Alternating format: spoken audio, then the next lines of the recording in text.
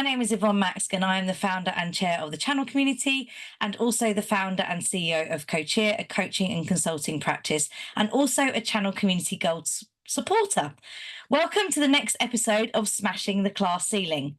In this series, I will be interviewing and showcasing some of the fantastic individuals in the channel who have all come from a low socio-economic background but have gone on to build incredibly successful careers.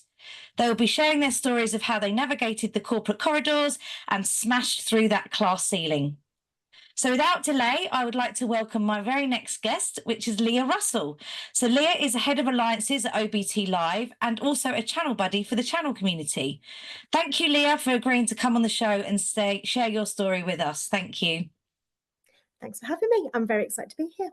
No, we're great. It's great to have you. It really is. So, Leah, we've known each other for a few years now, both professionally and socially. And along with Olivia, you became one of the founding members of the channel community. So whilst I have a fairly good appreciation of your background, most people just won't know your story. So please go ahead and tell me about where you grew up and talk to me about your early career. Okay, thank you again. Absolutely.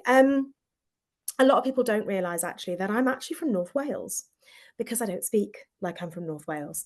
So I was born in a little village called Morlvra in Anglesey. My mum was actually single mum, teenage single mum, living in a house where there was also a single mum. So like I said, in this little village in Anglesey. So you couldn't get further away from the IT industry. Than sort of where I came from. When I was still a baby, my grandmother remarried and we moved to an RAF base, so a Royal Air Force base. That's where my mum met my dad, and they then got married when I was about 3.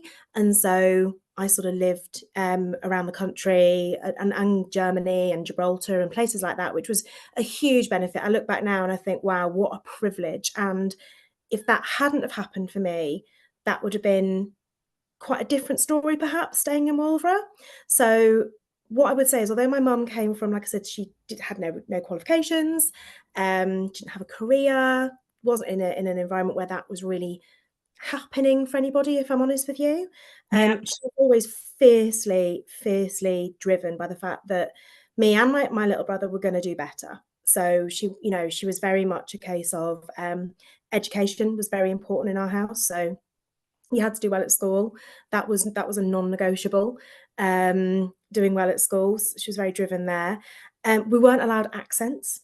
So, and in fact, in prep for this, I was having a chat with my mum because we've just been to a family wedding at the weekend, and I thought I'd just, sense check some of these memories. And she was like, no, I didn't want you to have an accent.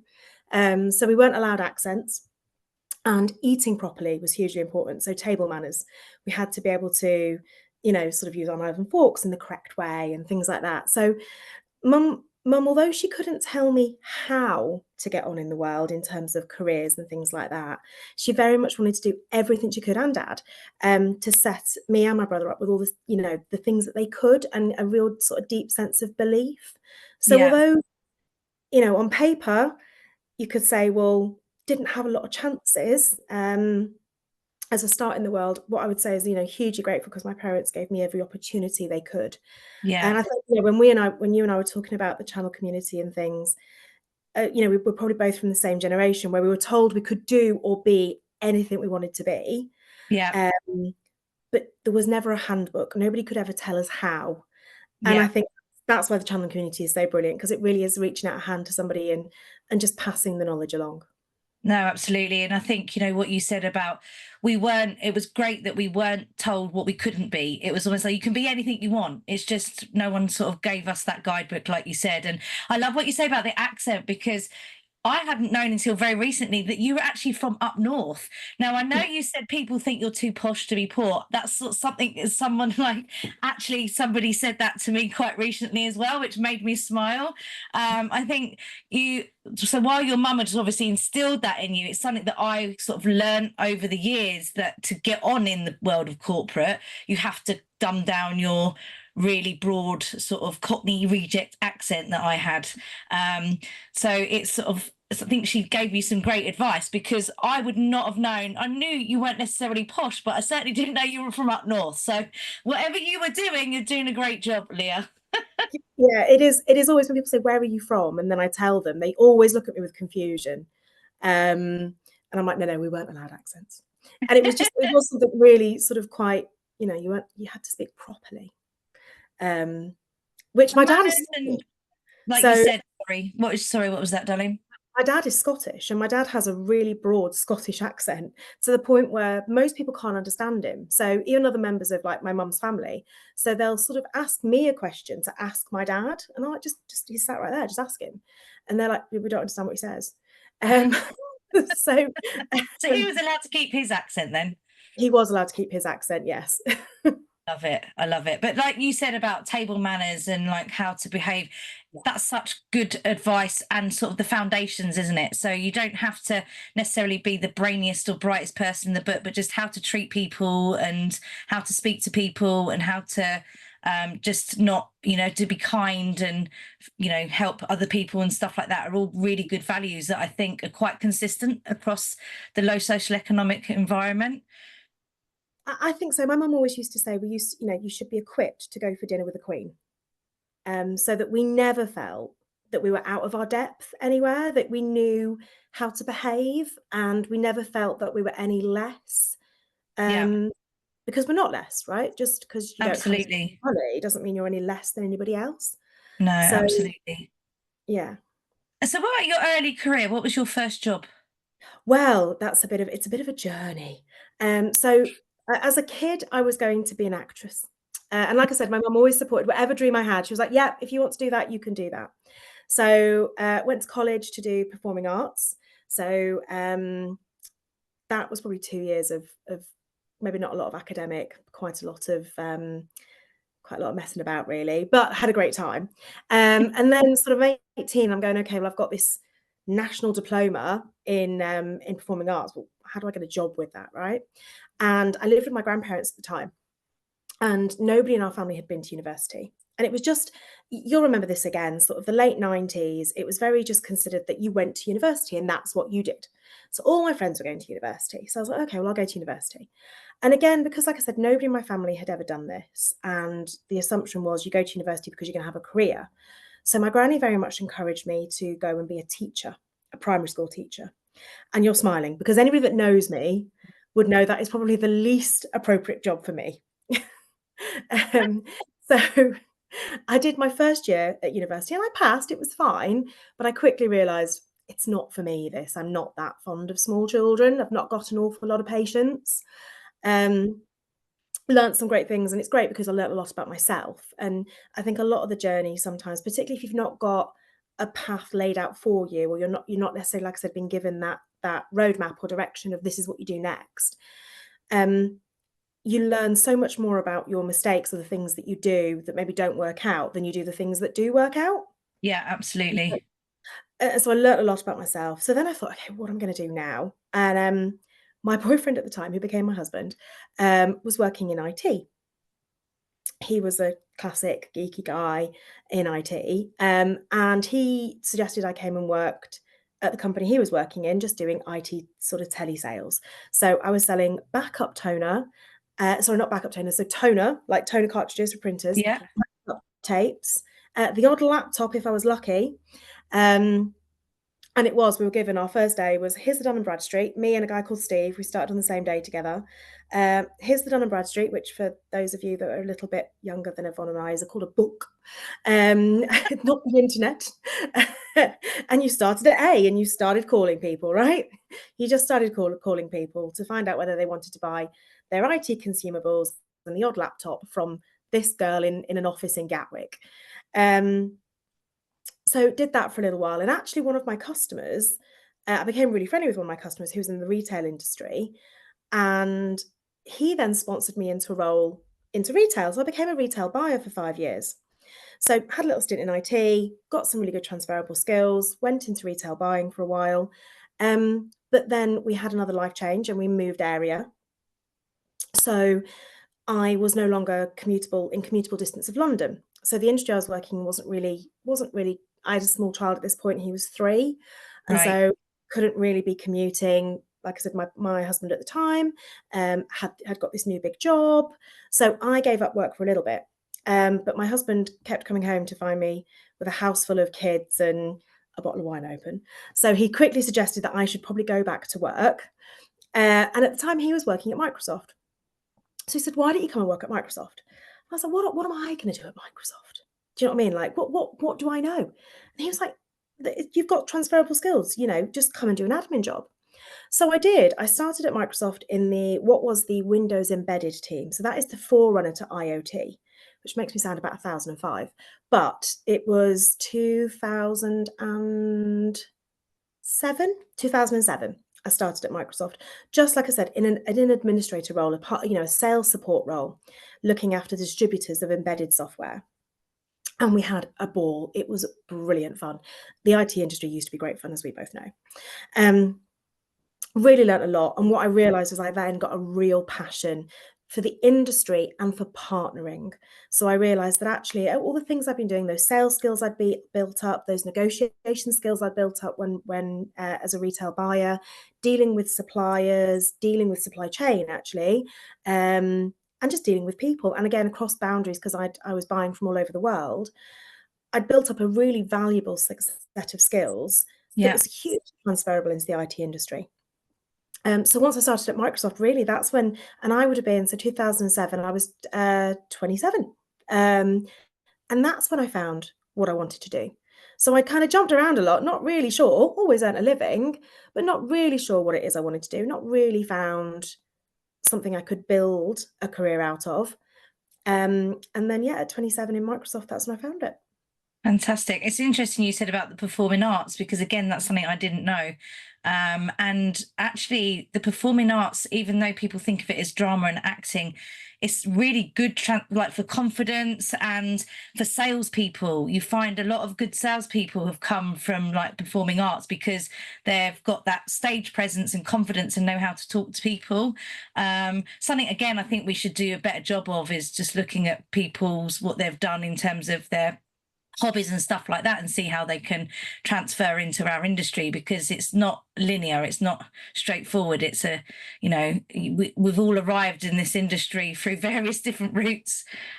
Oh, yeah. I mean, I have no idea how the technology actually works. And I will freely admit that. To me, it's all magic and fairies. You know, the Magic and the fairies, I love that. the technical people tell me that it works, and I agree. I'm like, yeah, that sounds, of course it does. Um, I don't question it. But what do I understand? The big thing I found when I kind of came into the industry is I didn't need to understand how it worked. I needed to understand the impact of it working or not working. Yeah, That's the important thing because that's what really customers and partners cared about. And from a partner point of view, it was, can my partner monetize and commercialize this piece of technology? So it's yeah, business. yeah. It's business skills, and that doesn't really then matter whether you're in IT or any other business. No, absolutely. Absolutely. So that's obviously how you got into the channel. What have the biggest challenges that you've faced and how did you overcome them? Biggest challenge is probably some of the soft skills, if I'm honest. I think that's when we talk about, people coming at it from different angles. I think that's what maybe, people who maybe had more of an advantage because they knew somebody that was in the industry, or they maybe their parents or their role models were in a business setting already. So learning some of the softer skills was definitely a challenge for me. I'm quite direct, quite blunt. I kind of get to the point quite quickly. I haven't got a lot of time to waste. And so, sort of monitoring that and being aware of that and driving that self-awareness piece, that was definitely something that I learned. And I learned it from making a lot of mistakes because that's always the best way to learn. But I also had some really great people that I looked up to. I'm a big believer in always look up and find yourself a role model, somebody who you want to be like. So there's a lady, and I hope she doesn't mind me name checking her. There's a lady who I've looked up for many years called Amanda Slight.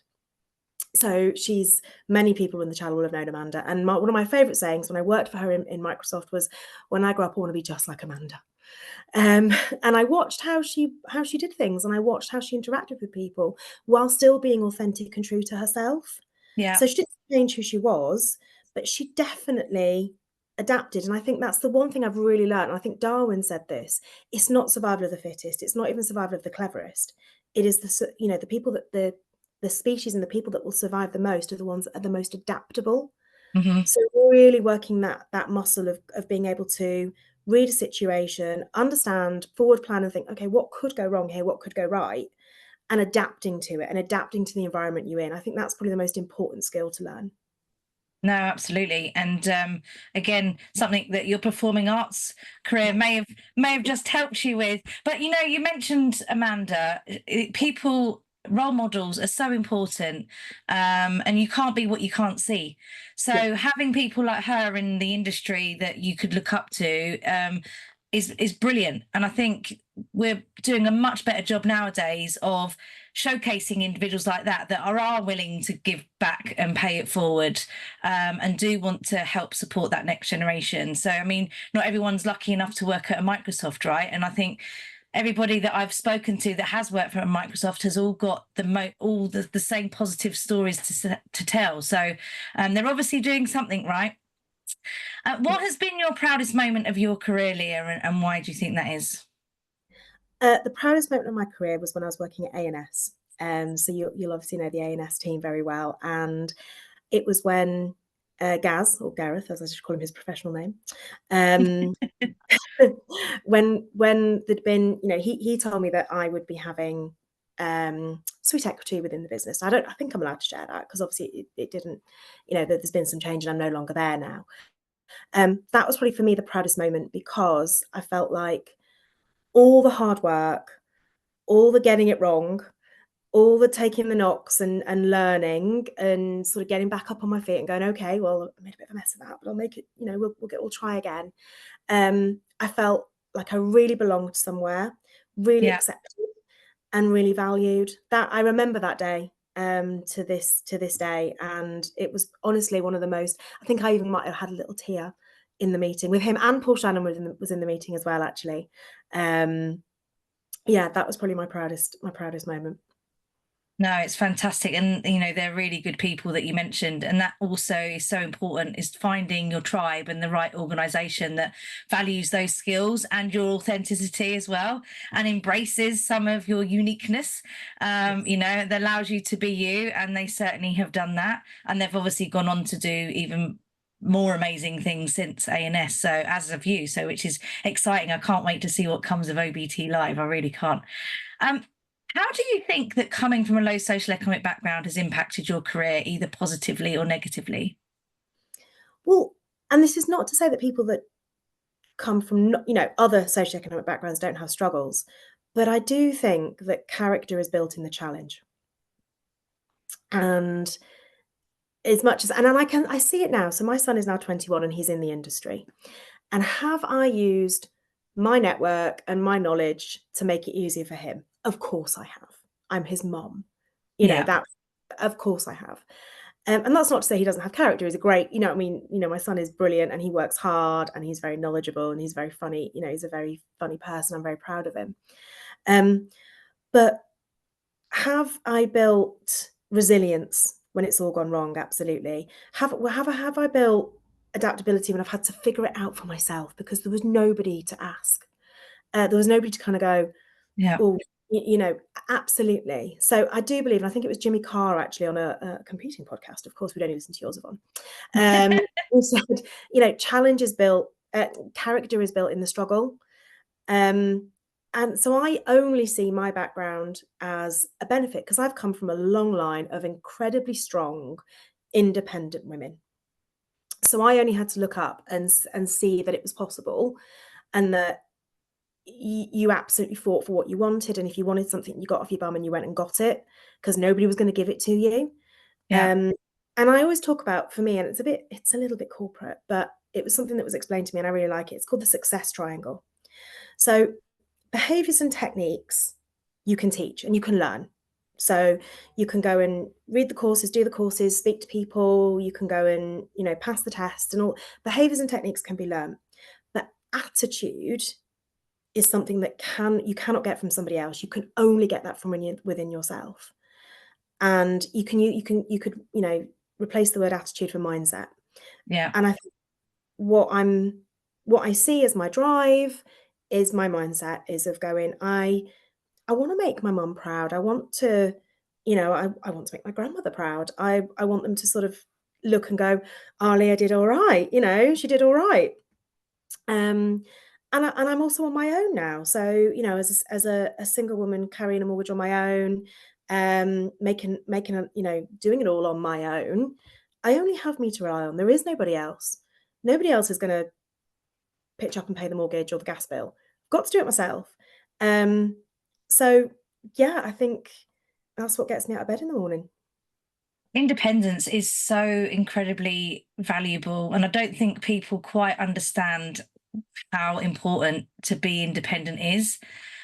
Because if you can fully rely only on yourself, irrespective of your family and the people around you, this is not about saying don't help them or support them or don't get, emotional support for them or whatever. But having that true independence is so empowering, because you know that you can figure it out for yourself. You can find a solution. And when people are so reliant on other people for their solutions or their money or their emotions, it's when everything goes horribly wrong. So I totally 100% get it. I always say my husband and I have the conversation all the time. Obviously, we are still together, but he always says something like, "You don't need me." I was like, "No, I don't. How nice is that? I'm actually with you because I want to be with you, not because I have to be with you."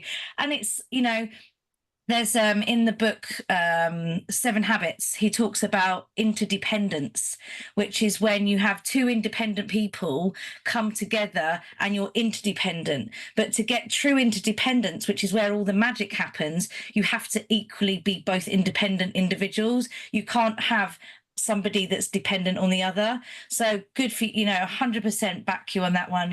Strong independent women, that's what we want.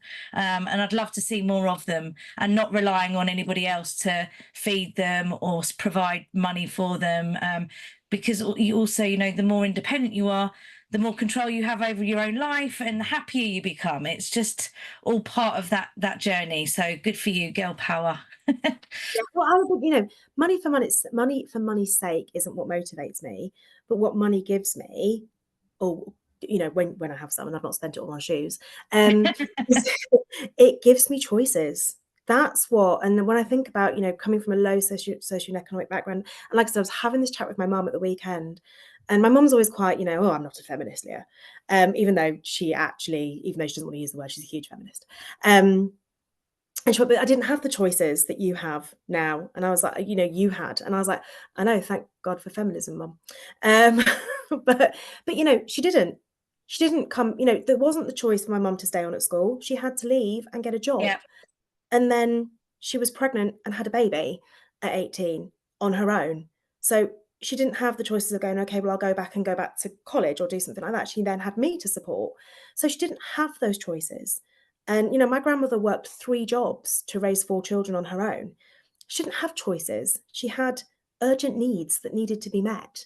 Yeah. And that, for me, is what getting yourself to a point where you have a skill set that is valuable in a market, whether that's the IT market or any other market, it gives you choices. No, 100%. But what they have both done is try to do the best they can to give you choices, and that's what you've then passed on those even more choices to your son. It's sort of how do you continue to improve, and that next generation and stuff that we have. Even more of a challenge though, Leah, I think, is our children have lots of choices. It's how do we make sure that they don't take it for granted and they don't become entitled, and that they appreciate that it's hard work that has got us there, and they need to apply the same logic. Oh, Things don't grow on so trees. that, It's so hard. yeah. I mean, my son, and this is absolutely my fault, because as a kid, although I never went without anything I needed, we didn't necessarily have everything we wanted. I have no sob story to tell, by the way. I was very well looked after, Yeah. but didn't necessarily have, the latest trainers or whatever kids wanted or anything like that. So I very much probably overcompensated with my son and made sure he didn't even want them. It was No, me buying absolutely. and he was like, "Yeah, thanks, Mum." So he very much probably doesn't have a value for money, and I think, and he'll hate me for telling the story, but But when I realized I needed to check myself, as he came home from school one day and was telling me about a new girl that had started in his class, and I was like, "Oh, right, okay." He went, "Yeah, no, Mum, she's one of those council house people." And I went insane, absolutely went insane. And I was like, "What have I done to my child?" And we started on a project of understanding your background and where have you actually come from, Ryan? Because guess what? I was born in a council house. Your granny was born in a council house. Your granddad was born in a council house. Yeah. Let's be clear about this. Who is it you think you are? But I'd realized he has such a different background Yeah. and style than I'd had. He had Mhm. 2 parents that were working in the IT industry, and never wanted for anything. No, It absolutely. and so, yeah, you're right, we're kind of making sure that you instill that in them that, no, doesn't that it doesn't come on a silver plate. Um, yeah, I'm not sure I always got it right, but I definitely tried. Yeah, well, we can only but try, can't we? Knowing what you know now and what Yeah. you've achieved, which is awesome, what would you say to a younger Leah? Oh, a younger Leah, probably keep your mouth shut more. Um So my gra and to this day, I still struggle to take this advice. My granny always used to say to me, "Leah, it is better to be thought a fool than open your mouth and prove it." Um, yeah, definitely know when to be quiet. I remember if I kind of think about some of the advice I've been given over the time, that if I would wanted to pass it on and get it younger than I got it, I think, Amanda told me to be an expert, get really good at something. So be an expert and be prepared to always change what that expertise is. So be adaptable. Hmm? Um, I was given the advice of be the best. Don't, never settle and never settle for just doing your best. Be the best. Because if you're still not the best today, you've got tomorrow. So keep trying. And then somebody else who gave me this advice, and I'm going to name check him because it's a chap called Angelo Di Ventura, and I'm sure everybody knows who Angelo is, ADV. And he once said to me, he said, "Leah, you need to be more 3 Bs. Be bright, be brief, be gone."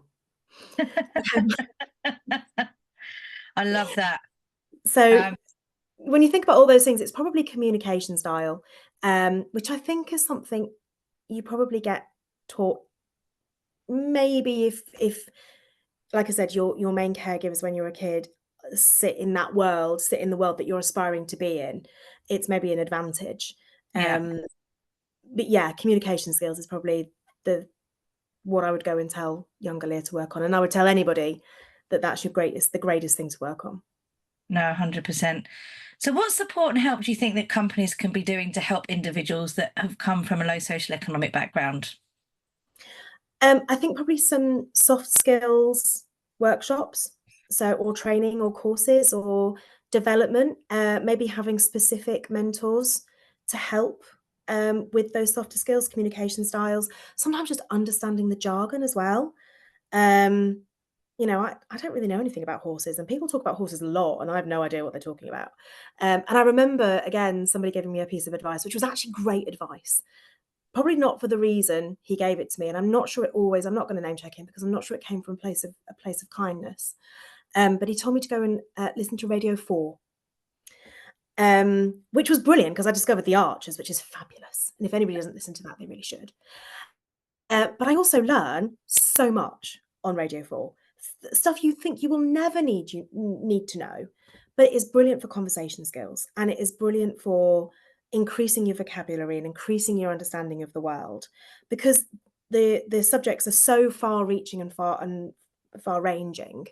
It is great for just that kind of general layer of knowledge that perhaps you missed out on because I didn't do classics at university, or I didn't do A levels, or we didn't necessarily talk about the origins of religion around our dinner table.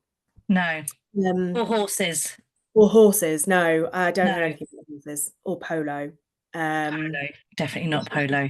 no. Horses are cute though. But yeah, that's about as much as I know. They're a lovely animal, but I wouldn't know the first thing about them either. No. What one piece of advice would you give to someone from a low social economic background who is trying to navigate a career in the channel? I would say use your perspective as your superpower. Never ever be ashamed of where you've come from, ever. um, because the fact that you are even considering it and trying to get into that industry is huge, because the doors aren't always open. And I'm a big, people talk about equality, but I'm believe more in equity. Hmm. And that sometimes, you're not always going to get given the same benefit of the doubt that somebody with a red brick university degree is going to get. Yeah. And that's just life. And it's not fair and it's not right, but it is just life. So be prepared to fight for yourself. Don't ever believe that you're any less than anybody else, because you're not. You're absolutely not. And, they're just people doing a Yeah. job that you would be more than capable of doing. But also be willing to learn. Soak up everything everybody will tell you. Soak up every piece of advice. Take feedback as a gift, one that you can return. I think we talked about this the other day, feedback you get given, it doesn't always come from a good place. So to learn to know the difference of feedback that is genuine and heartfelt and trying to help you. Yeah. Take everything, watch everyone, listen to every surroundings, be hugely observant, and just learn, learn, learn. That's such great advice, Leah. Leah, you have well and truly smashed that class ceiling. Thank you so much for sharing your story. Thank you for having me. It's been a real pleasure. Oh, it's been great. Thank you. Bye.